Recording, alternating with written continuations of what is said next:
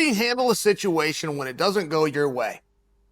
I'm one of the guys that gets asked that question. If somebody gets in a jam, a lot of times they will get a hold of me and go, whoa, hey, something's about to come out. How should I handle this? And I like those. I like those tasks. I've studied some of that stuff. I've sat in on those classes. I've got friends that are in PR. One of those, I've read the books. But you haven't seen every situation.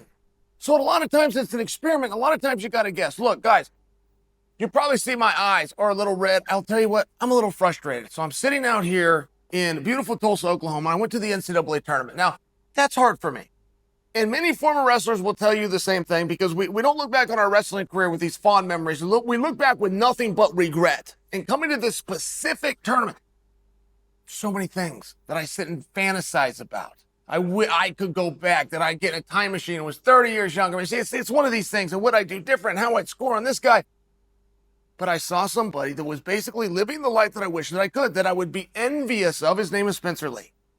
Now, Spencer Lee not only has parents that love him, he not only has the finest coaches, he's not only handsome, he's wildly successful. This boy was champion of the world at 15 years old. He reproved to the world at 16 that he was the champion, and he came back at 18 and did it again. He is favored to win the Olympic Games in Paris. He was favored to win the Olympic Games in Tokyo, hurt his knee and didn't show up.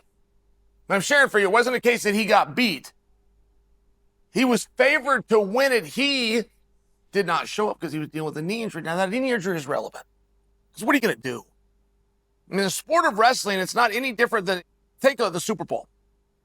They got the schedule for the Super Bowl. It's already set. It hadn't been released to you, the fans. You don't even know what network it's going to be on. But I guarantee it's already set. They're going to kick that ball off. And if Tom Brady feels like showing up or Mahomes feels like showing up or not, they're going to hold the Super Bowl. The Olympic Games are the same way.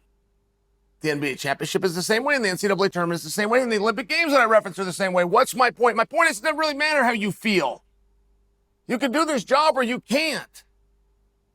So Spencer comes into this year and he's red hot. We get up to the NCAA tournament. The rights to this are owned by ESPN. Very relevant because nothing in wrestling is shown on linear television. You can see wrestling thanks to Flow if you have a .com. On linear television for 3 days straight, the worldwide leader is going to feature wrestling. It has pageantry unlike any other event. It has 17,000 people per session. To put that in perspective for you, the Olympic Games holds about 8,300. They do it in a 10,000-seat arena that does not sell out. The NCAA does. Big deal. Spencer's going to roll in on television, and ESPN's going to make him the main event. Why is that relevant? Because now he's got a lot of pressure. He has pressure to perform. He has pressure to set a record. He's a 3-time champion with a year of eligibility, which means he could go for 4, which is the absolute limit that you could get. It's going to be history-making, but he's a boy. That all sounds really cool. Those were all things that I wished that I had, but what if you would have got them, right? It's that old adage, be careful what you ask for because you just might get it. That's a lot to deal with, and this is a boy. They're not paying him. When this whole thing's done, he doesn't have a $10 million check waiting for him. He doesn't have a limo taking him. He goes home, he gets a pot, boils some water, makes himself some macaroni, right? I mean, it's a different situation. So we put all this pressure on a boy, on a very young man who had a bad knee, and we knew it. We knew his knee hurt. And we knew he was sincere because he was ranked number 1 in the Olympics and he didn't go by his own choice. So we knew he was hurt. But the NCAA booked the dates, the season rolled around, and he stepped up. And that's the one part of the story that has not been told. We really have shown no sympathy or consideration to the fact that we had a young man who was hurt. At any rate, he enters the tournament. The semifinals roll around. All eyes are on him. We are in Oklahoma. Oklahoma and Iowa and the world of wrestling, they do not get along, and they were still cheering for Spencer Lee. The loudest reception of the building, he gets turned. When he gets turned to his back, the kid unlocks. The technique is really neither here nor there. Spencer Lee gets pinned. And there was a little bit of a question going through the building because Spencer Lee, in the situation that I just built up for you in the sold-out arena on television in a main event, had the same thing happen to him when he was a senior in high school. And he was about to be the first ever undefeated Pennsylvania 4-time state champion that they put on TV in a sold-out arena and decided to call it the main event. And it did not go his way. So he's in a very familiar situation in terms of an immense amount of pressure with opponents who have done nothing but study, plan, and prepare for him. He can't say the same thing. He wasn't kept up at night because of Ramos from Purdue.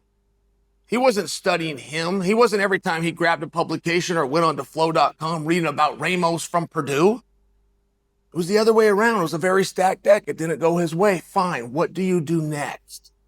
And in the moment that happened, I was surrounded with a number of wrestling friends, and I offered my opinion. My opinion was, guys, I'm not sure he's going to show up tomorrow. They couldn't believe it. Oh, come on, Chael, he's three-time national champion. Backside of the bracket. That's easy work for him.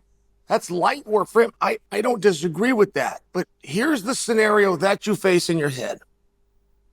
I show up tomorrow and I get beat. Something that never happened to me in my entire career has now happened to me twice in 2 days. I don't show up tomorrow. The story hopefully gets reported that I was so injured. I shouldn't have been there in the first place. And the fact that I made the semifinals and I'm even an All-American on one leg hopefully wins the day. And it's just a risky game. It's just a risky game. I really don't wish to weigh in. I don't like the idea of kicking Spencer when he's down. And not only because I think that that's unsportsmanlike and ungentlemanlike. There's a massive checks and balances in this business where you will regret missing an opportunity. You do not know how beautiful and powerful and fortunate the word eligibility is until you're out of it. And then you sit and fantasize. You want to be in a tournament, and you buy a ticket to get in the tournament instead. It's just the way it goes. I don't want to give Spencer a hard time, but if we are going to study and we're going to learn from this situation and you ever end up in it, I'll just share with you what the other side of the coin would have looked like, which is Spencer Lee is injured. Spencer Lee comes back with a wrapped up knee. Spencer Lee comes back in a backside of the bracket as a leader of a team that happens to be in second place in the national tournament in rival territory known as Oklahoma, and he limps to the mat. He limps. He's dragging his leg. He's pulling the straps up. The referee has to come over and say, "Coach, are you sure you can put him on the mat?" He's clearly injured. I've read about this guy. I know he's got torn ACLs. I'm watching him hobble. He doesn't have a pre-sweat. I don't even think he warmed up because he can't move. Spencer goes out anyway and he gets beat. They call his name 45 minutes later and he hobbles back to that mat. He doesn't have the pre-match sweat, and he's got the coaches and the referee saying, "You sure you're going to stick him out there?" As he pulls his singlets up, and he said, "I'm going out there." They called my name, and this is what I do. I am the leader of this team. We are in the backside, and we are in second place. Watch me lead. And that would have been the other version, and he could have lost both of those matches, and he could have got sixth, the same as he did anyway. And the story and the perception and the memory. Not just that we will have, but it's the one that he will have. Someday it will be 10 years from now. Tomorrow morning he will wake up and he will be out of eligibility. That is the first time he's going to realize what a beautiful word that is. And I'm just bringing the scenario to you. I'm not passing judgment. It's a very hard spot. Wrestling as a whole has a problem, whether it's the NCAA, whether it's the OSAA in my home state of Oregon, or whether it's USAW, UWW, and the Olympic Committee. That problem is guys don't want to wrestle back. And we haven't found a way to incentivize them to do it or to punish them if they don't.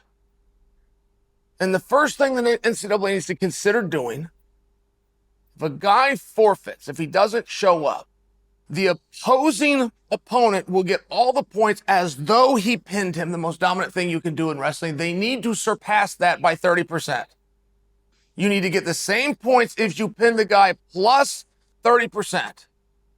They need, as a way of incentivizing competition to show up, they need to begin to find a way to punish the guys that don't make the walk. Now, you heard it here first, but something has to be done. We're a sport that wonders why we can't be mainstream, and we wonder why we can't get on TV. If you go do a deal with the NBA and you get LeBron James, you're getting LeBron James for 4 quarters. You go and do a deal with wrestling, you think you got a 2-hour window, and then you find out these guys don't have to wrestle? You're not paying them to do it. Oh, by the way, you're not even incentivizing them. You're not decentivizing. You're not punishing them if they don't go out there. Who wants to buy that product? ESPN paid the NCAA for this, and a big part of it was Spence Lee. We know that because they featured him, and they were going to make him the main event. Instead, they didn't get Spence Lee, but the NCAA charged them the same amount for the product. You either understand what I'm saying or you don't. But the wrestling world does need to wake up, and the wrestlebacks are a problem. When I go to the U.S. Open, I have a hard time justifying bringing my family out there and staying out there for multiple days when there's not going to be any wrestlebacks. The Big Ten Championship 2 weeks ago is the number one complaint that the audience had, that guys weren't coming through the wrestlebacks. Here at the NCAA tournament, we were promised a product, and we paid for it, and so did ESPN to the NCAA, and one of the commodities was the performance of Spence Lee, which we did not get. It's a problem, and it's not Spencer's alone, but as the community, something's got to be done. If you want more of something in life, guys, incentivize it. Wrestling's no different.